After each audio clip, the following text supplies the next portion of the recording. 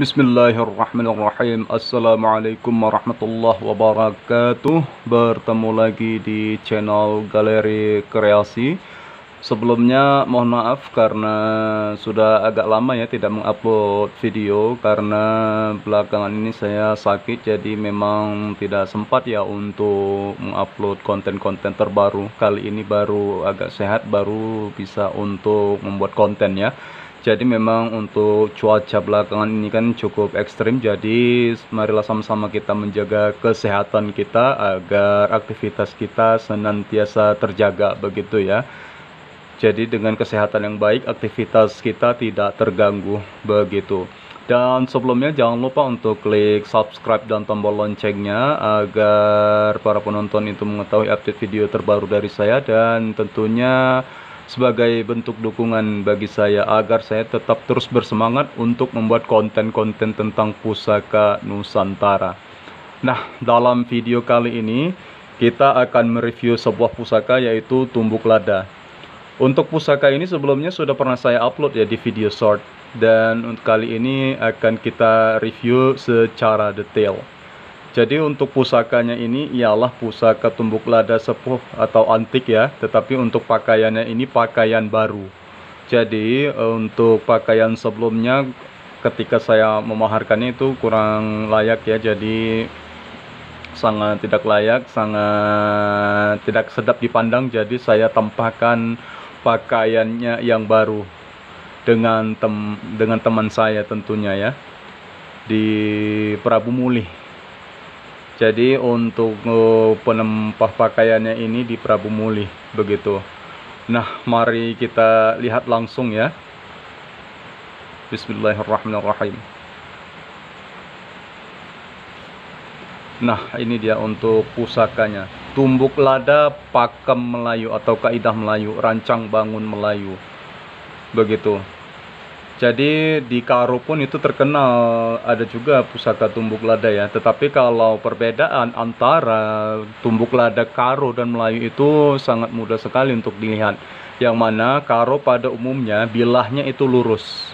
Bilahnya lurus dengan keruncingan yang ekstrim. Kalau untuk Melayu dia agak melengkung ya. Kemudian dengan ujung keruncingan ini tidak terlalu tidak terlalu runcing, dia jadi ada masih tertinggal sudut yang agak lancip di sini. Begitu. Kalau Karo dia cenderung cenderung sangat runcing ya, begitu. Jadi perbedaannya seperti itu. Dan untuk pusakanya ini kita lihat, untuk dari teksturnya memang terlihat cukup sepuh ya, yang mana ini memiliki lubang-lubang pori ya. Jadi sebelumnya ini berkarat, ketika saya berendam dengan air kelapa, saya bersihkan dan kotoran terangkat, jadi dia membentuk pori-pori seperti ini. Nah, untuk yang menghubungkan antara bilah dengan pesi atau puting, ini ada bulatan seperti ini ya. Yang mana kalau di Karo itu disebut dengan tegelen. Di Karo disebut dengan tegelen. Sebentar, agak payah juga fokusnya ya. Jadi yang bulat ini di Karo disebut tegelen. Kalau di daerah Sumatera yang lainnya seperti Lampung, kemudian Bengkulu, kemudian Palembang, Pagar Alam, itu dikenal dengan bekening atau kening. Bekening atau kening begitu. Jadi di Karo itu disebut dengan tegelen, di daerah lain itu disebut dengan kening atau bekening. Dan di Jawa ini mungkin dikenal dengan metuk ya. Nah, apakah di Melayu Deli itu ada sebutan tersendiri? Itu saya kurang paham ya, tidak tahu apakah memang ada.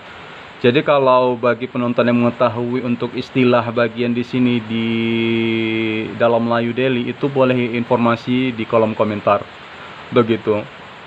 Nah, seperti pada umumnya Gen Badik Sumatera ya, ini ada beberapa saya lihat itu persamaan antara Capi, Candiwalang, Mana, kemudian Dodong, Siwar itu dan Tumbuk Lada itu rata-rata kalau secara fisik, secara kasat mata, secara rancang bangun itu terlihat sama. begitu.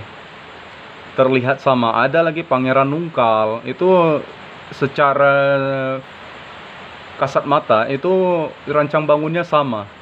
Nah, untuk perbedaan dari masing-masing itu saya belum mempelajari secara bertahap ya. Jadi saya hanya tahu secara generalisir saja bahwasannya secara kasat mata sama, tetapi kalau untuk ciri-ciri tertentu yang mana disebut dengan capit, yang mana disebut cindewalang, yang mana disebut tepuk dagu, yang mana disebut dodong, yang mana disebut manak, itu perlu dipelajari lagi. Begitu. Kalau dodong itu pakaiannya dia berbeda ya. Kalau dodong yang dari Bengkulu itu dia untuk bagian samping sini cenderung lurus dari pakaiannya ya. Kemudian untuk handle-nya dia simple bulat seperti itu saja. Begitu. Itu kalau untuk yang dodong. Karena ada juga sebagian yang mengatakan itu hanya perbedaan pada pakaian saja. Kalau secara bilah itu sama, ada yang berpendapat seperti itu, tetapi perlu digali lebih dalam lagi. Bagaimana ciri-ciri dari pusaka-pusaka tersebut ya, bagaimana yang disebut dodong, manak, siwar, tumpuk lada, dan lain-lain. Jadi itulah kekayaan khazanah pusaka Nusantara kita. Jadi memiliki penyebutan yang lain dengan ciri bentuk yang lain seperti itu. Jadi itulah perlunya kita untuk mengenali dan mempelajari pusaka-pusaka kita. Begitu. Nah, kalau untuk bilahnya ini sendiri, ini sudah saya beri kepada beberapa orang untuk mencium aroma besinya ini. Ini memang terkesan amis. Padahal ini sudah saya rendam dengan air kelapa, kemudian saya ganti minyaknya, tetap aroma amisnya itu ada. Apakah ini dulu telah memakan korban atau terkena darah itu saya tidak tahu ya. Tetapi rata-rata yang sudah mencium aroma pusaka ini rata-rata berkomentar bahwasannya baunya ialah amis, begitu. Ya bagaimana lagi, ya sudah saya ganti, tetap aroma asalnya itu memang amisnya itu memang tetap ada. Nah, ada juga saya lihat beberapa keris ya, beberapa keris saya pun juga seperti itu memiliki aroma-aroma tertentu. Jadi dia tanpa diminyai, besinya itu sudah memiliki aroma tertentu. Jadi walaupun diganti, walaupun sudah direndam, itu sangat apa ya, aroma bawaannya tidak hilang. Jadi itu bisa saja kalau di keris itu kan dia tempal lipat. Dari tempal lipat itu dia menghasilkan lapisan-lapisan dan pori-pori. Ketika disepuh, untuk kerisnya disepuh itu mungkin cairan sepuhannya mengandung atau diberi bibit-bibit minyak ya, minyak aroma tertentu. Jadi ketika disepuh, aromanya itu menyerap sampai ke pori, jadi dia lebih kuat. Itu kalau di keris. Jadi memang ada keris-keris tertentu itu aromanya dihasilkan dari proses penyepuhan, begitu. Dan kalau ini, kalau kita lihat ini sebentar, apakah dia memiliki tekstur seperti layer-layer atau lapisan ya. Sepertinya ini bukan tempal lipat ya. Sebentar. Ada juga seperti layer-layer ini. Ya, di tempal lipat juga, tapi tidak banyak ya. Jadi ini untuk besi kan ada beberapa teman yang saya jumpai, beberapa kolektor juga. Sering kami sharing itu mengatakan bahwasannya besi ini dia sifatnya merekam, begitu.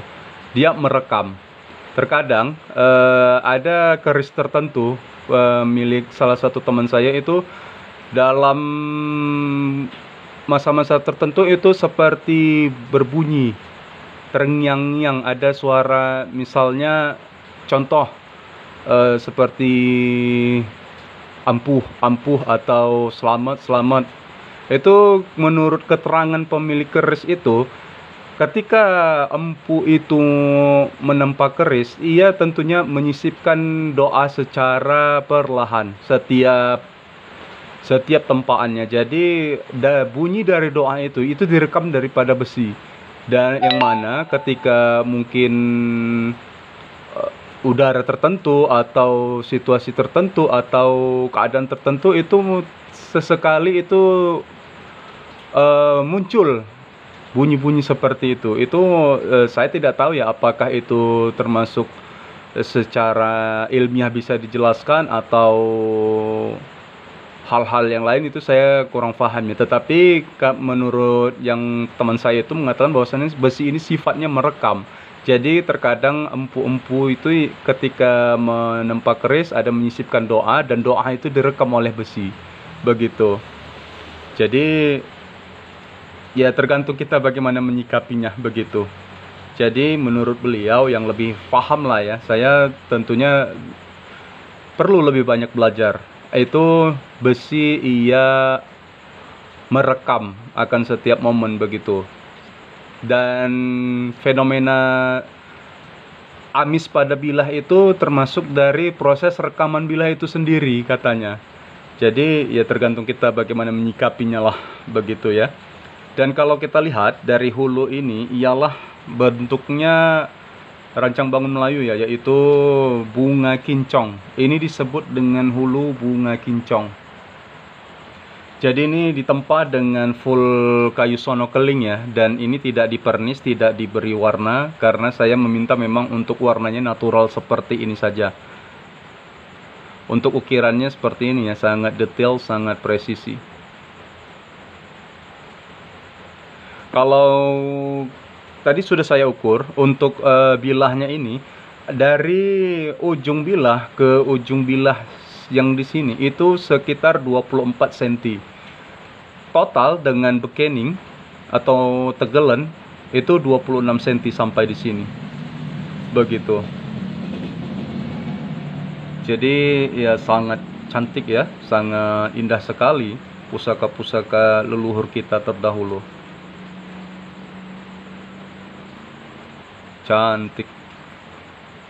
Baik, sampai di sini dulu video kali ini. Terima kasih sudah menonton. Jangan lupa sekali lagi mohon klik subscribe bagi yang belum subscribe, dan klik tombol loncengnya ya, agar para subscribers ataupun penonton itu mengetahui update video terbaru dari saya, dan tentunya sebagai pemantik semangat saya untuk berkreasi lebih banyak lagi. Terima kasih, sampai di sini. Assalamualaikum warahmatullahi wabarakatuh.